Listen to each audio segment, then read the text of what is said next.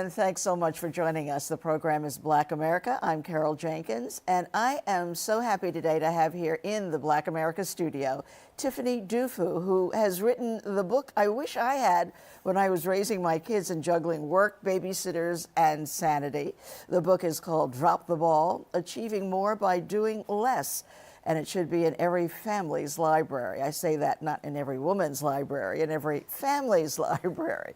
Tiffany is also the Chief Leadership Officer at LAVO, the Millennial Professional Network, and helped to launch the Lean In organization, and is the former CEO of the White House Project. So many things to talk about. Tiffany, thanks so much for being here. Thanks for having me. It's a real pleasure. And you know, I've known you since the White House Project Yes. days when you were a baby and started there, and then became the CEO, and then went on to so many other things. But this book is really incredible. As I say, if I had had this and if I had known to say to myself, drop the ball, that's all there is to it, move along, I would have been much more efficient as a working mother. But I'm so glad that you've written it. It's fantastic. Thank you. Now, you do a lot of women's work, and I've seen you in person do this, and I watched some tapes of you doing it. Tell us what you say to the audience before you start your presentation. Oh, that my life's work is advancing women and girls. That's pretty much why I'm on the planet.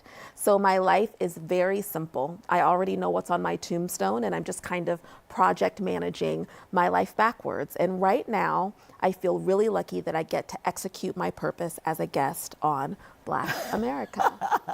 It's so fantastic. First of all, to put out that image of knowing what it is that you're doing. Yes. Which is really so much of what most of us don't know. Right. What exactly are we doing? Right. Why are we here? What's the end result? That's it. And that's what's in Drop the Ball. What made you write the book? Oh, well, I was inspired by women themselves. So I've spent most of my career focused on collective solutions to women's problems, specifically to women in leadership and getting more women into leadership. And so I've been a big staunch advocate for equal pay for equal work, for affordable childcare, for public policies and corporate practices that would allow all of us to bring our full selves to the table.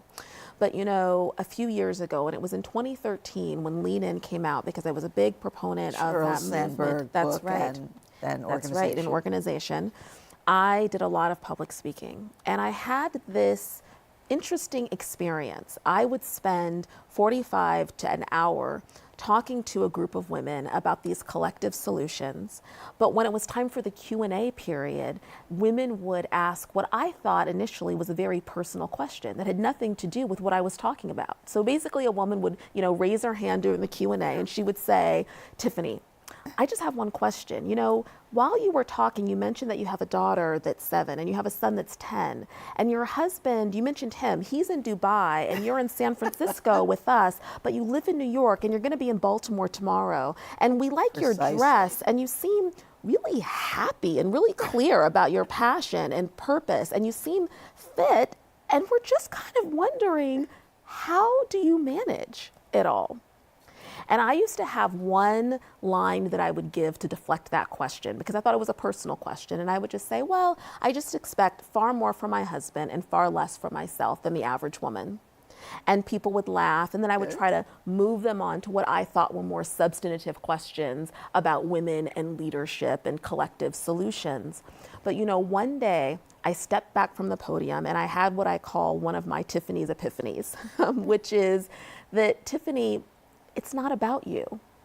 They're not asking you, how do you manage it all, because they really care about you. They're asking you, how do you manage it all, because they're trying to figure out, how can I manage it all? And if your life's work really is advancing women and girls, then you owe women a better answer to that question. And so you've written the book for that. And we do have a clip of you with an audience speaking about this. Let's listen to you in action. To be one of the millions of women who were completely overwhelmed managing the demands of a full-time career outside the home with the demands of being the boss inside the home. We do more before 8 a.m. than most people do all day, and yet we're the ones that feel inadequate. It's an existence that is dizzying and it's unsustainable.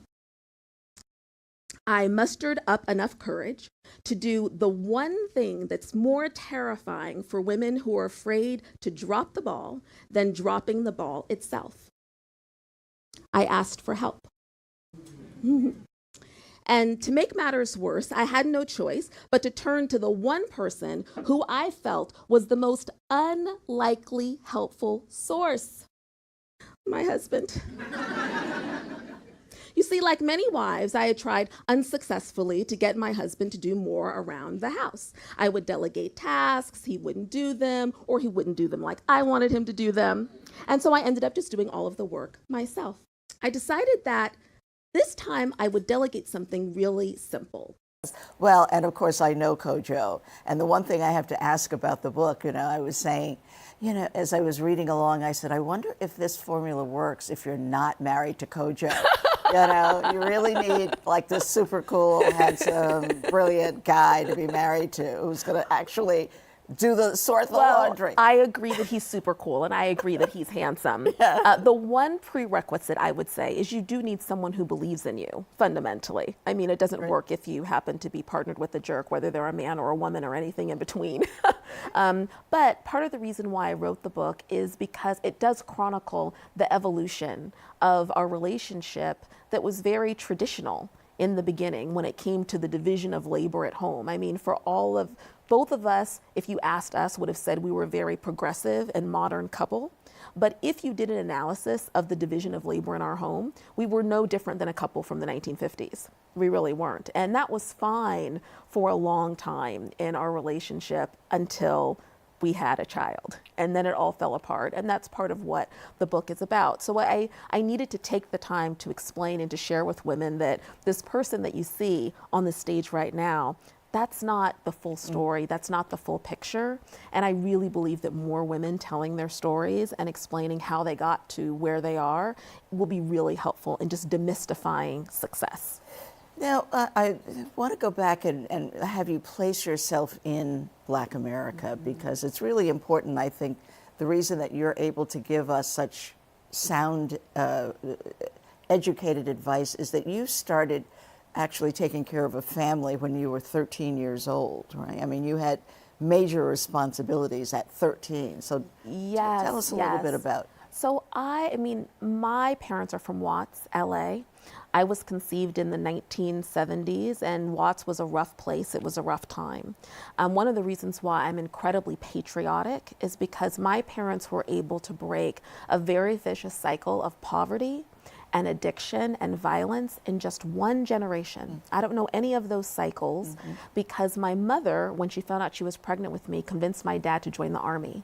And I was born at Fort Lewis Army Base in Tacoma, Washington, which is how I came to be from the Pacific Northwest.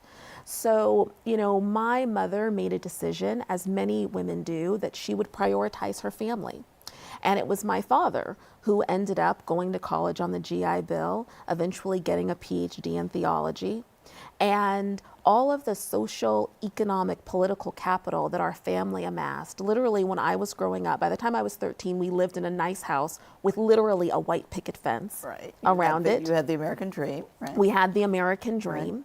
Right. But when I was 16, my parents got divorced.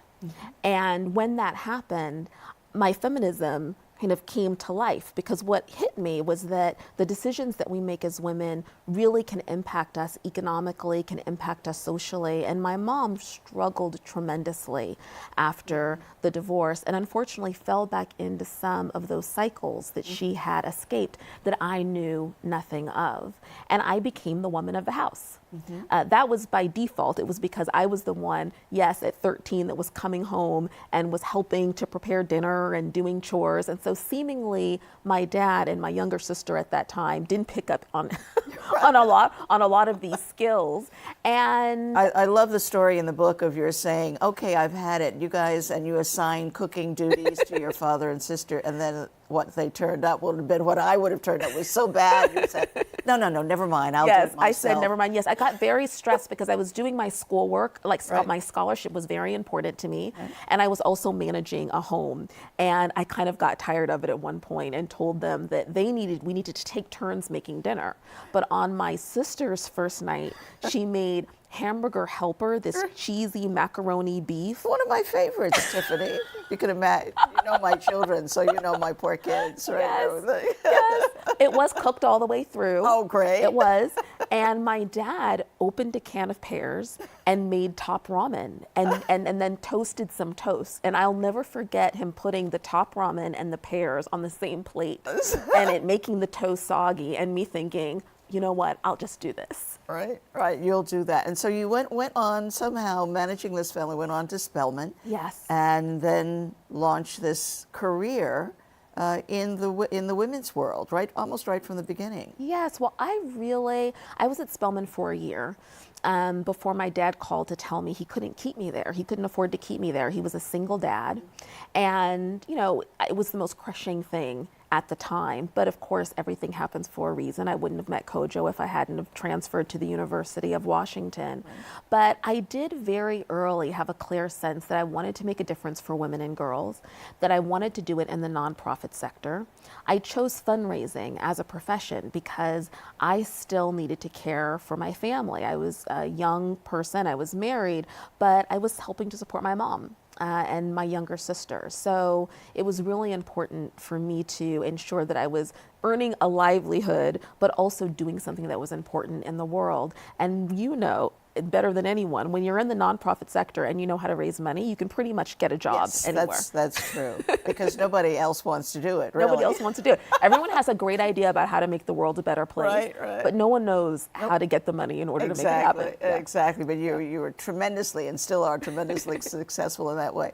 So talk to us about what do you think the most essential things in this book are? Because I found things I said, oh yes, that applies to me, that's fabulous. But for you, what are the most salient principles you think that you've written about? Yeah, well, the first one leads to the question you asked me at the beginning, which is this whole idea of getting clear about what matters most. You know, when I meet women, I coach women, one of the biggest challenges that I have in helping them to achieve clarity about what they should do next is that they're so overwhelmed with all of the requests they're receiving and all of the responsibilities that they feel that are external. They're coming from the outside. And when I ask them what matters most, they can rattle off a bunch of things, but I can tell that they've spent most of their time and energy trying to fulfill other people's expectations.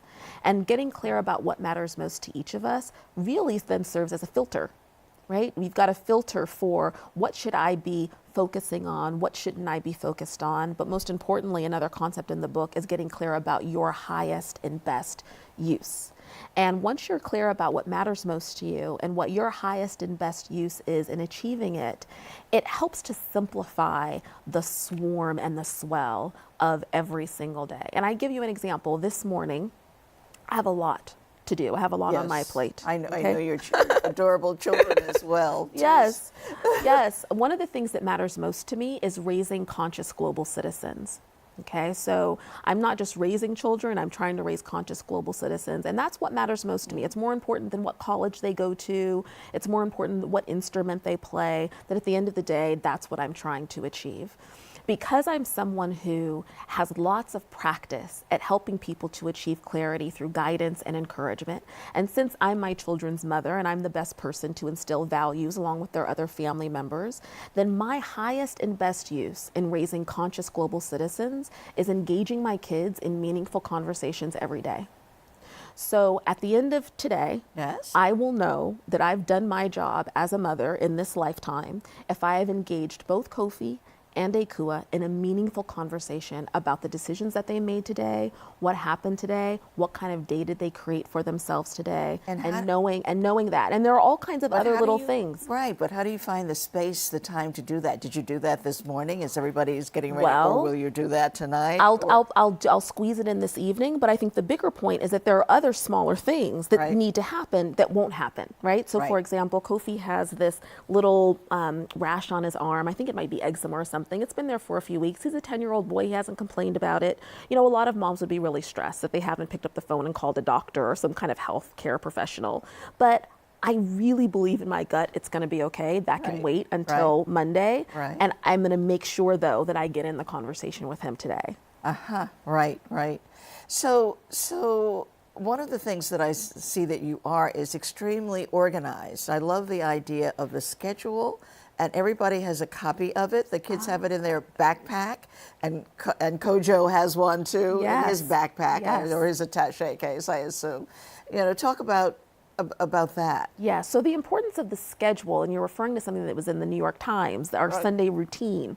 The reason why the schedule is important is because I've dropped the ball on managing my kids' social calendar and their after-school calendar, which is something that takes up a lot of time for most women. And yet, one of the things that I do is manage the babysitter. So if you can imagine managing a person for whom you don't know the details of what they're supposed to be doing during the week because you don't know when the play dates are, you don't necessarily know whose after-school activity is when. Every Sunday, my husband and I have to swap information, and I need him to tell me what are the days that Akua has a play date, what are the days that Kofi has swimming, and then I input it into a calendar.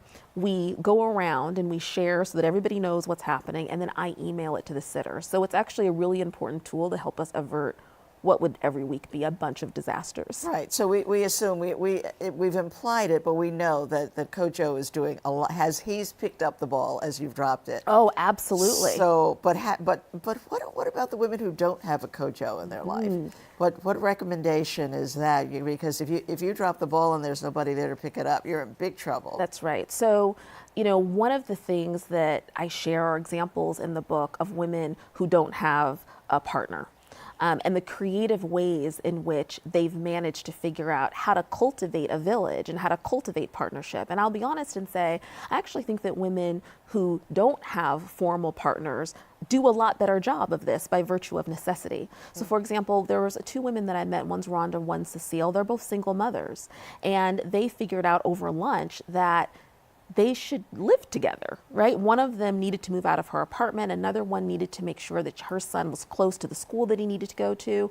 And so they actually rent a house together, and they're all in partners for one another. And they tickled me because their joke was that every time one of them went on a date, the other one would say, have fun, but you know, don't go crazy and marry him because we've got, you know, something good going on. But there are a lot of people in a community that can support your endeavors to do good in the world, to flourish, to take care of kids if that's what you have to take care of.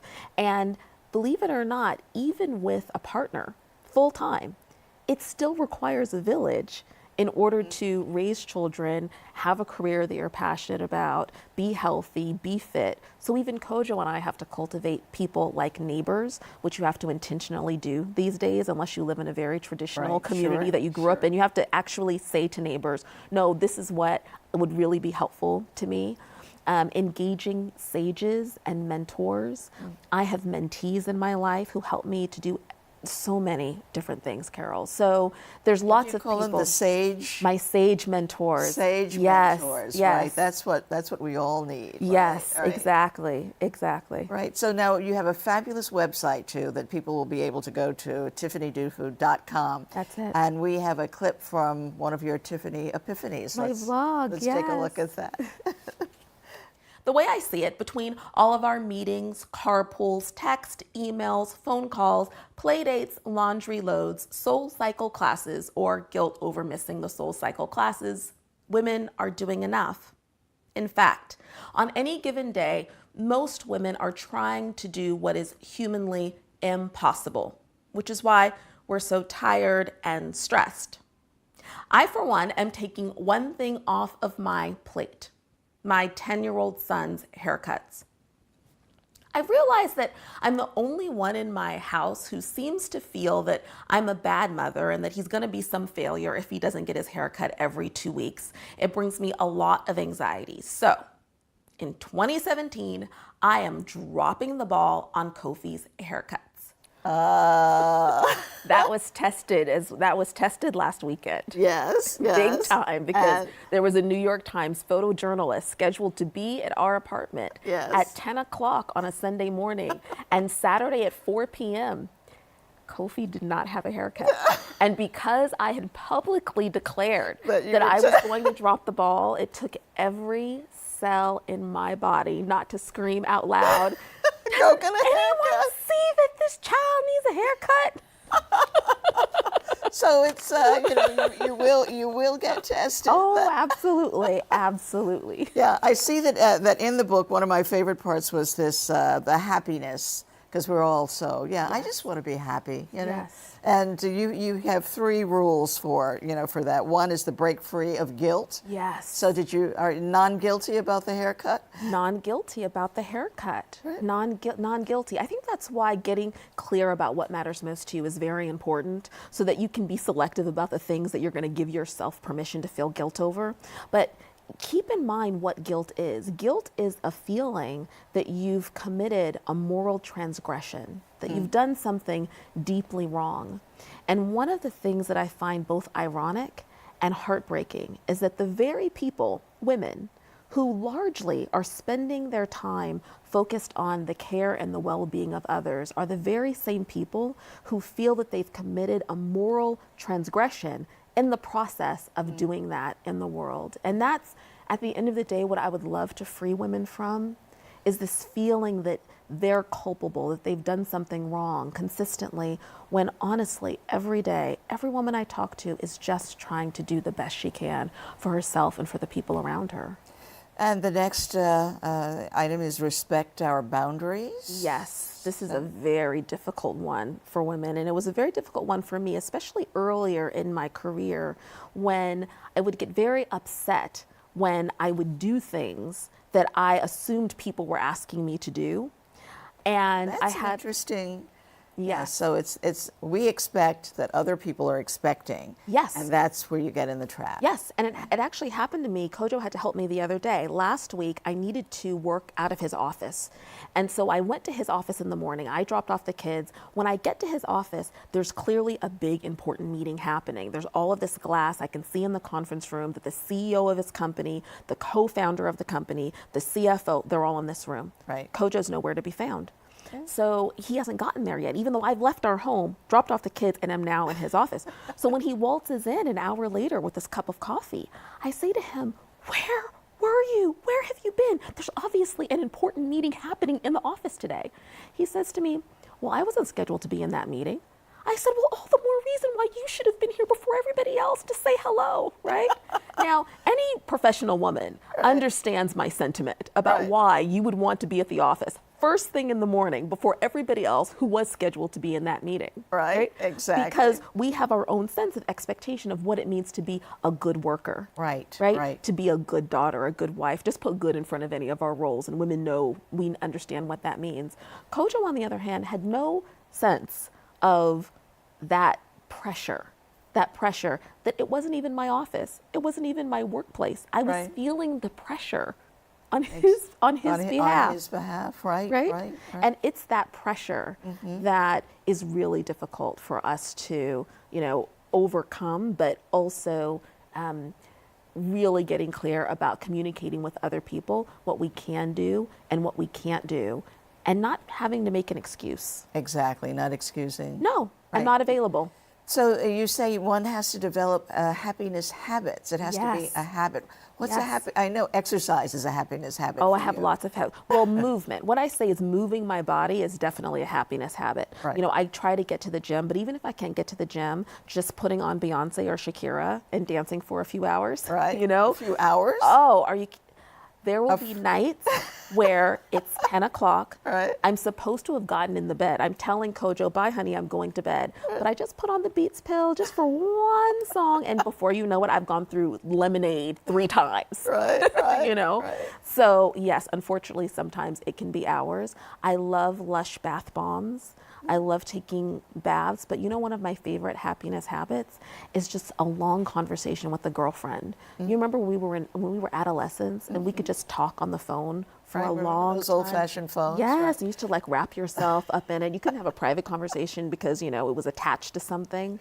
But I just love catch-up phone calls with my girlfriends. But you know, we all have our happiness habits. Usually when women say, oh, I don't really know what that is for me, I try to take them back to when they were a little girl. You know, what did you do when you were a little girl? What did you do when you were in adolescence, when you had time and no one was bothering you? You know, whether it was being out on a blanket in your backyard writing poetry or talking to your friends or dancing. Usually tapping into that can help us reignite right. those So- happiness habits. I noticed in the book that you say that you were raised racially socialized, I guess, Yes. you know. But Yes. So we always ask our guest at the end to tell us to finish the sentence, the power, the strength of Black America lies in. Because I know that your folks used to say to you, you know, you're a Black girl, and therefore certain expectations. That's right. Well, I would end that with women, right? That it lies with women. And my parents didn't say Black girl. They said I was Black. So when I say that I was racially socialized, it means that my parents were very transparent about the way that the world works. You know, they would tell me, you're Black, you're gonna have to work harder than other people, you're gonna have to make sure that you do well in school. Basically, they were communicating to me that how I felt about myself and how I showed up may be different from the way that people were perceiving me. And then I needed to take into consideration how people were perceiving me. And I write in the book that, you know, it's difficult because when you're that young and you understand how the world works, it's a lot of pressure, right? And I still feel like anytime I walk into a room and I'm the only Black person, that if I make a mistake, it's going to be a ding on the entire Black race. Right, right. But I also find that it's been helpful to understand, especially when it comes to politics in a workplace, for example, how the world really operates so that I'm not completely devastated when the person who I think is the most qualified, like recently in our election cycle, doesn't get the job. Right, exactly. Yeah. So the answer is women. Yeah. Tiffany Dufu, thank you so much for being with us today. The book is called Drop the Ball. I would suggest that you get it right away. The drop line is achieving more by doing less. And be sure to go to her website, tiffanydufu.com, for Tiffany's Epiphanies and much more. Thanks for being with us today. We'll see you the next time.